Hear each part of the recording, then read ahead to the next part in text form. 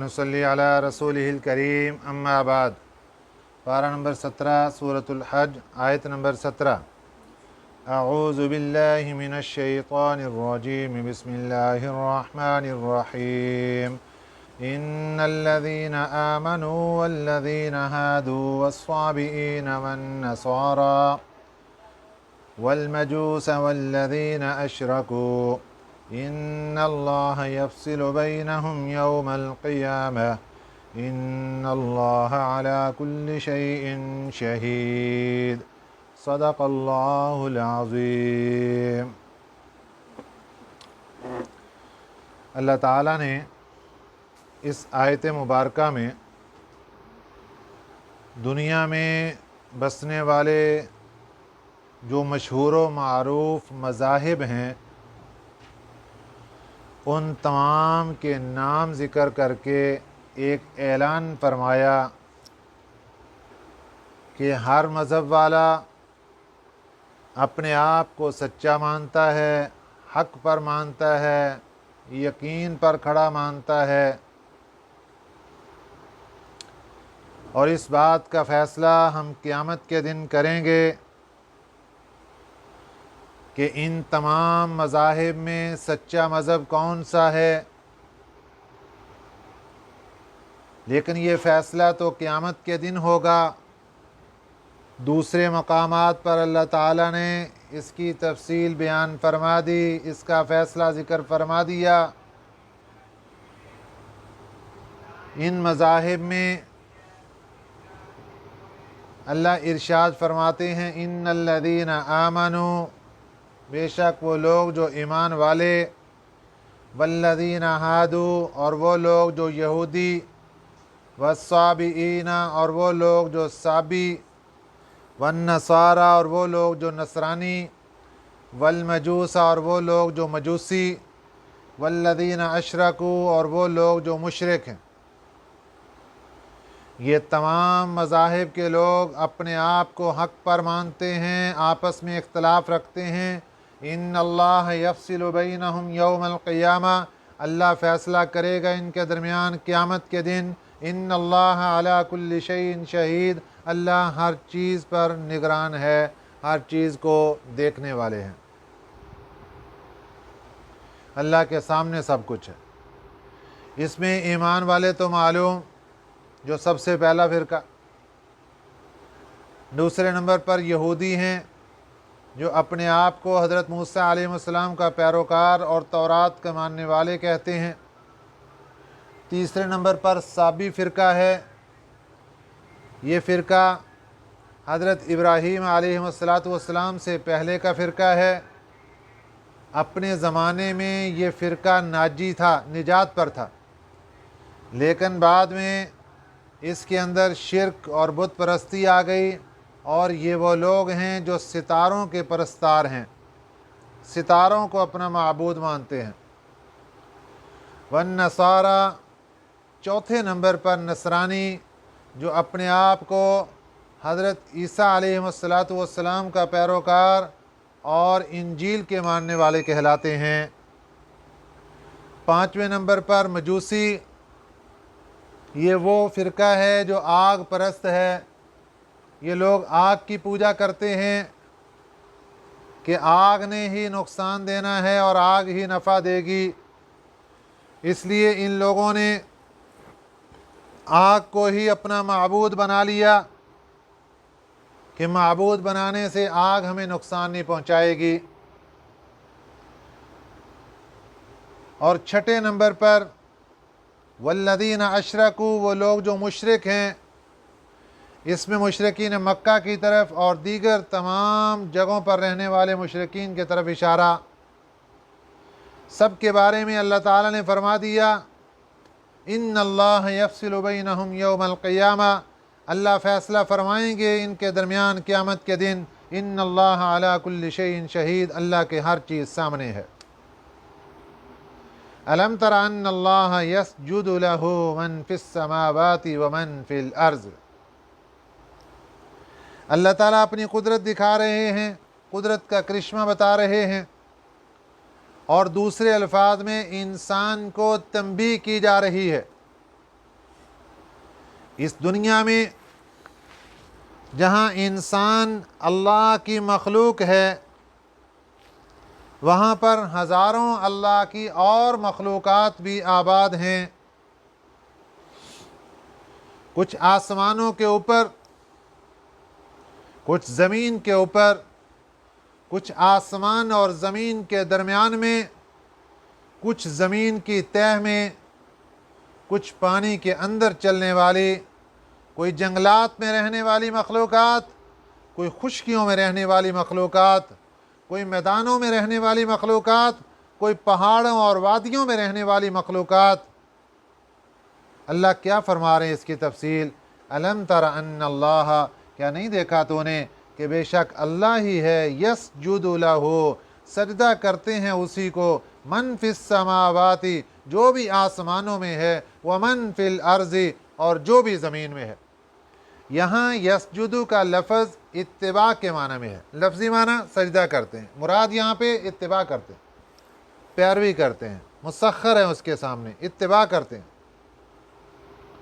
کیا نہیں تو نے دیکھا کہ اللہ کی پیروی کرتے ہیں جو بھی آسمانوں میں ہیں، ومن فی الارض، جو بھی زمین میں ہے، والشمس، اور سورج بھی، والقمر، اور چاند بھی، والنجوم، اور ستارے بھی، والجبال، اور پہاڑ بھی، والشجر، اور درخت بھی، والدواب، اور جانور بھی، وکثیر من الناس، اور اکثر لوگ بھی. سب کے سب اللہ کی پیروی کرتے ہیں. وکثیر حق علیہ العذاب، اور اکثر بہت سے لوگ ایسے ہیں کہ ان پر عذاب ثابت ہو چکا ہے، وہ اللہ کے نافرمان بن چکے اور اللہ کی طرف سے ان کے اوپر عذاب کا فیصلہ پکا ہو چکا ہے. وَمَن يُهِنِ اللَّهُ فَمَا لَهُ مِن مُّكْرِمٍ، وَمَن يُهِنِ اللَّهُ، جس کو اللہ ذلیل کر دے، فَمَا لَهُ مِن مُّكْرِمٍ، اس کو کوئی عزت دینے والا نہیں ہے. عزت اور ذلت کا اختیار میرے اللہ کے پاس ہے.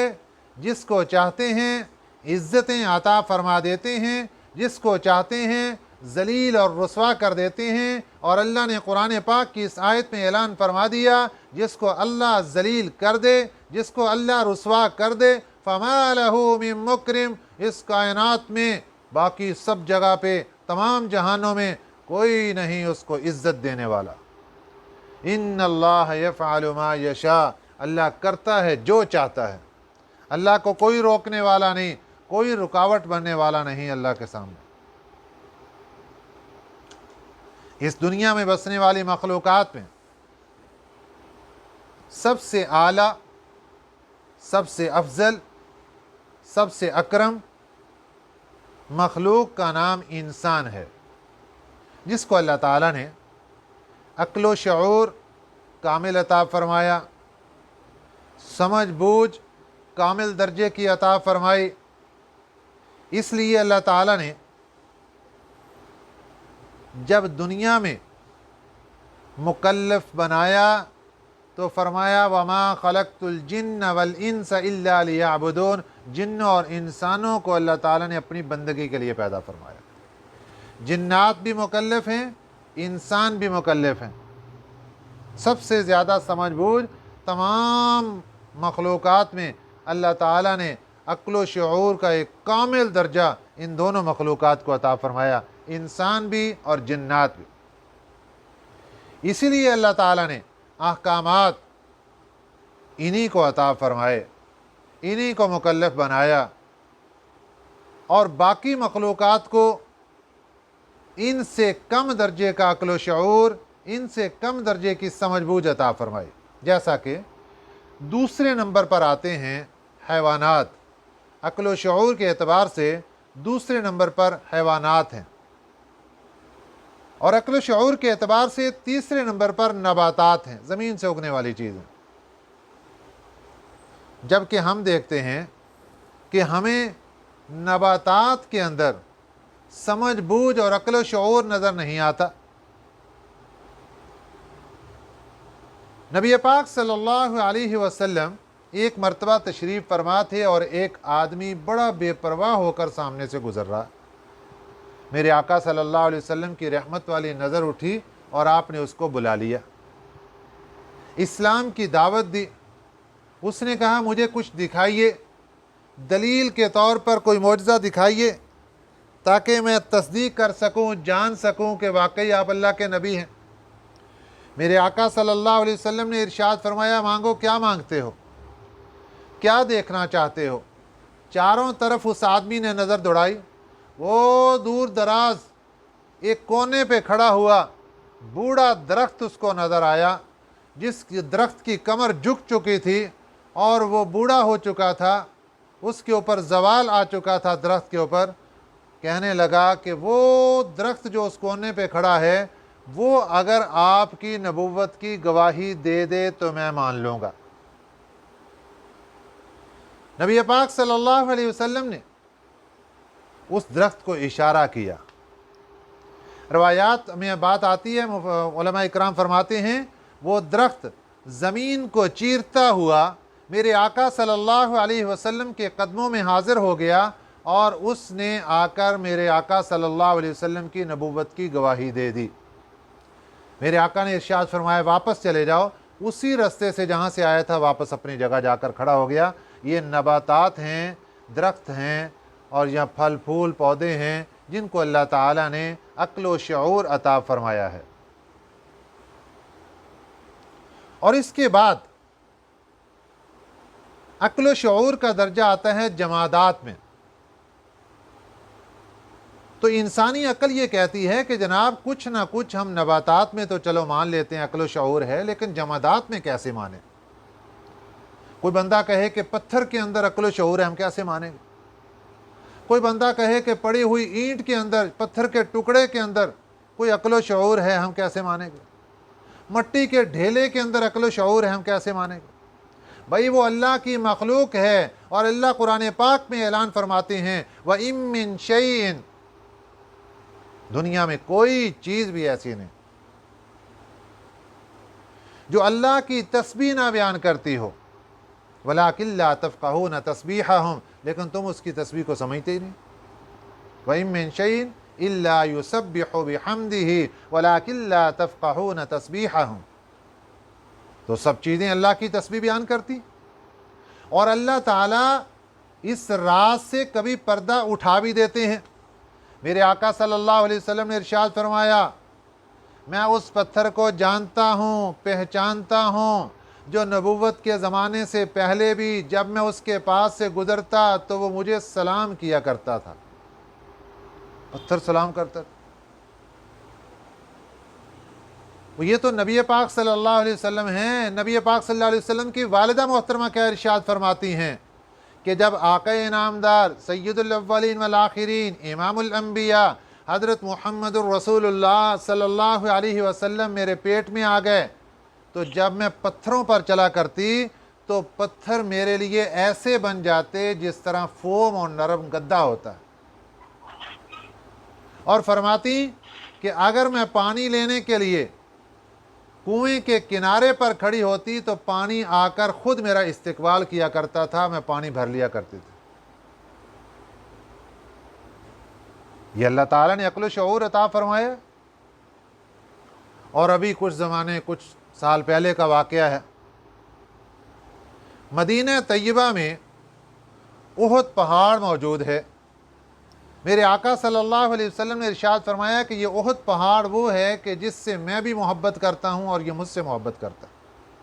हमारे एक बुज़ुर्ग थे फैसलाबाद में, हज़रत मौलाना मोहम्मद ज़ियाउल कासमी साहब रहमहुल्लाह ताला। उन्होंने वाक़या सुनाया कि फरमाते हैं कि मैं मदीना तैयबा गया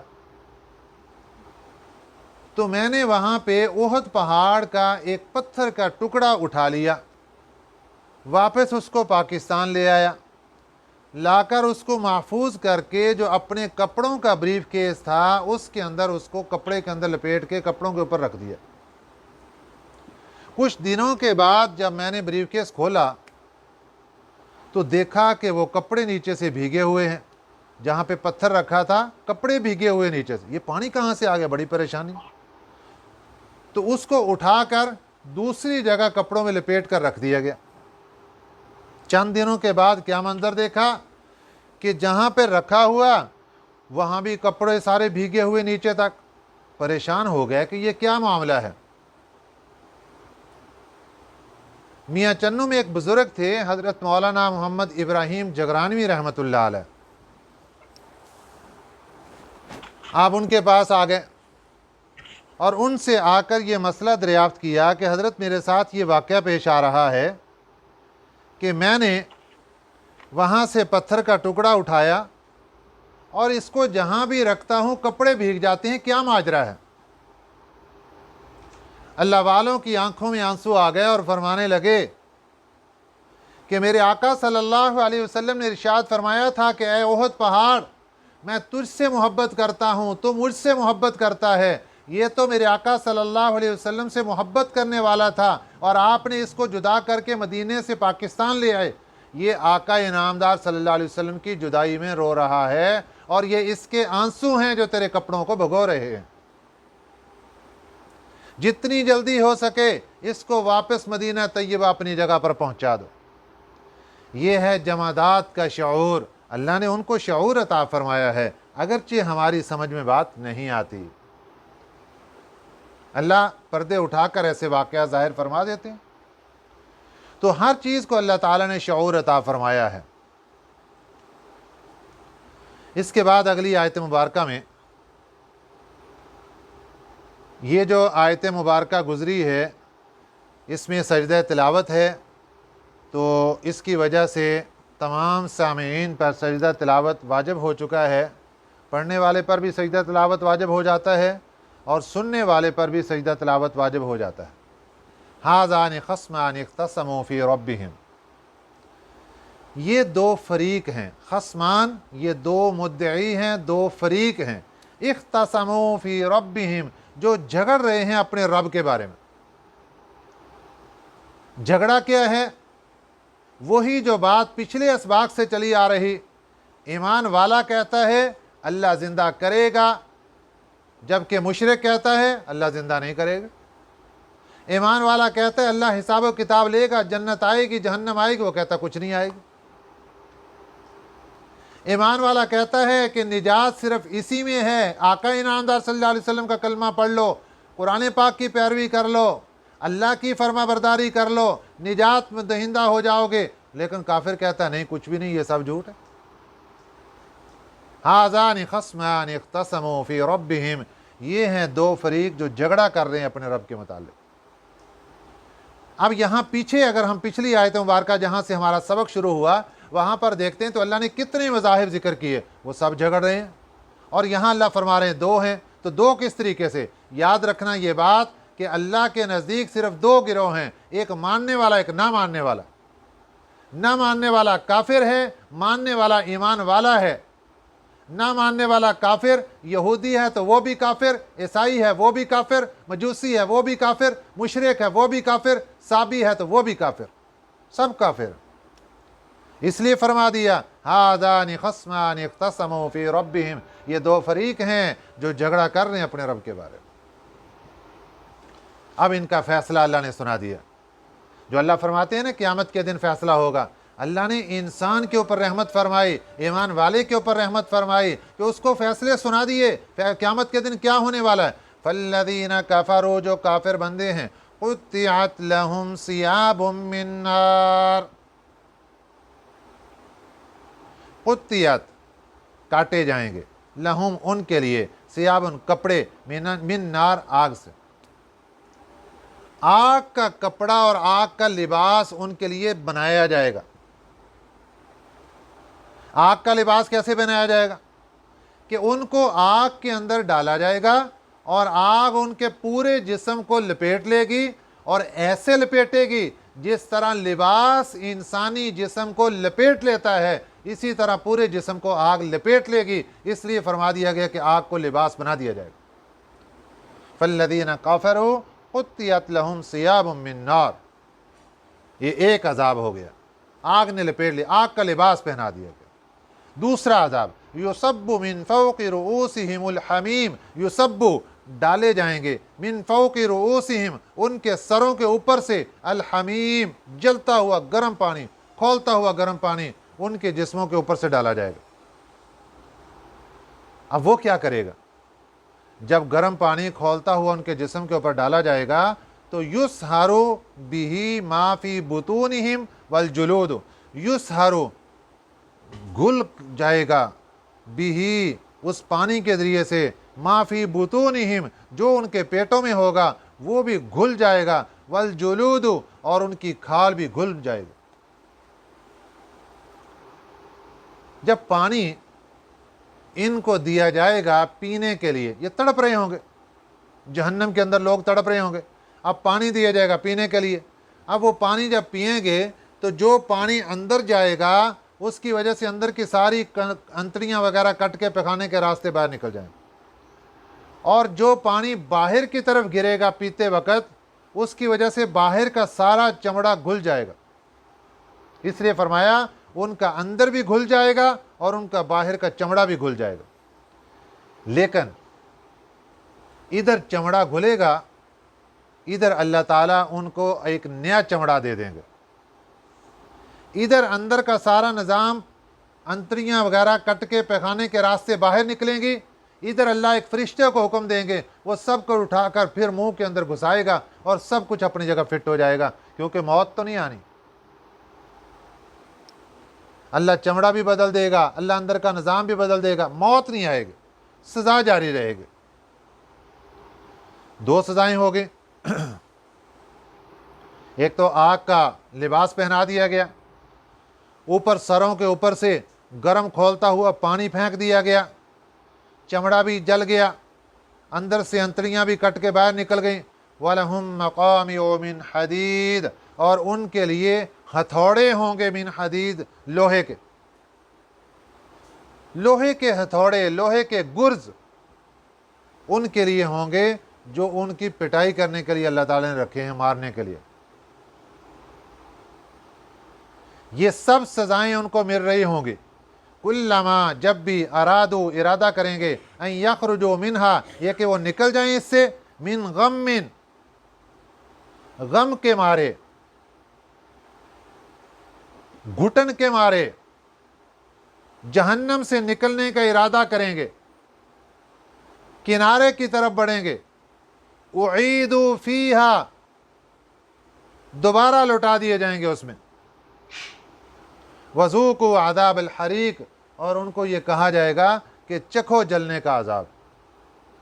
یہ ہے ایک کافر کی سزا، اور یہ سارا معاملہ اللہ تعالیٰ نے ہمیں سنا کر کس بات کا سبق دے دیا کہ اے انسان، ایک وقت آنے والا ہے، اللہ کے دربار میں پیشی ہونے والی ہے، اس سے پہلے پہلے تیاری کر کے آنا۔ اگر تو اللہ کی فرما برداری میں زندگی گزر گئی اور فرما برداری میں موت آ گئی تو پھر تو تمہارے لیے قبر بھی جنت ہے، حشر بھی جنت ہے، اور جنت اللہ کی رضا کا مقام ہے۔ اور اگر خدا نہ خواستہ اللہ کی نافرمانی ہو گئی تو پھر دنیا میں بھی رسوائی ہے اور قبر کے اندر بھی رسوائی ہے، اور جہنم جو حشر کا میدان ہے وہاں بھی جہنم تمہارا استقبال کرنے کے لیے کھڑی ہے۔ اللہ تعالی ہمیں صحیح سمجھ نصیب فرمائے، آمین۔ وما علینا الا البلاغ المبین۔ اللہم صلی علی محمد وعلی آل محمد کما صلیت علی ابراہیم وعلی آل ابراہیم انک حمید مجید۔ اللہم بارک علی محمد وعلی آل محمد کما بارکت علی ابراہیم وعلی آل ابراہیم انک حمید مجید۔ اللہم انت السلام ومنک السلام، تبارکت ربنا وتعالیت یا ذو الجلال والاکرام۔ اے ہمارے کریم اللہ، اپنی رحمت سے ہماری دعاؤں کو قبول فرما۔ اللہ جی بیماروں کو شفا عطا فرما، فوت شدگان کی قبروں کو منور فرما۔ اللہ فلسطین کے مسلمانوں کی مدد فرما۔ اے اللہ جو لوگ ان کے لیے تڑپ رہے ہیں ان کا تڑپنا قبول فرما۔ یا اللہ جو ان کے لیے مال و دولت اور اشیاء بھیج رہے ہیں یا اللہ ان کا تعاون قبول فرما۔ یا اللہ جو خود وہاں لے کر گئے ان کا جانا قبول فرما۔ یا اللہ ان کی مشکلاتوں کو آسان فرما، ہمیں ایمان والی زندگی عطا فرما، خاتمہ بالخیر نصیب فرما۔ ہم سب کو اپنے گھر بیت اللہ کی زیارت نصیب فرما، نبی پاک صلی اللہ علیہ وسلم کے روضہ مبارک کی حاضری نصیب فرما۔ اللہم ربنا تقبل منا انک انت السمیع العلیم وتب علینا انک انت التواب الرحیم، وصلی اللہ تعالی علی خیر خلقہ محمد وآلہ واصحابہ اجمعین برحمتہ۔